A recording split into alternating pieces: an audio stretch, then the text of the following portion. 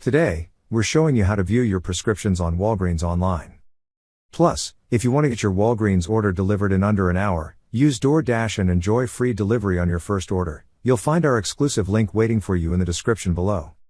To start, go to the website walgreens.com and click on the account option in the upper right corner of the screen. A side tab with several options will then appear. Click on the option that says Sign In. Then, on the fields provided, enter your account email and password.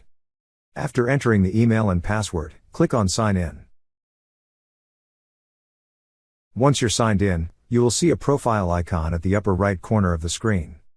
Click on your profile icon. A side tab will then appear. Click on the option that says Prescription Refills and Status. There you will see the list of your prescriptions. That's how you view your prescriptions on Walgreens online. Thank you so much guys for watching, and if you have not yet subscribed to our YouTube channel, please subscribe to our YouTube channel as we create tech videos related to financial apps almost every day. Also check out our recommended resources in the description below for various sign-up bonuses.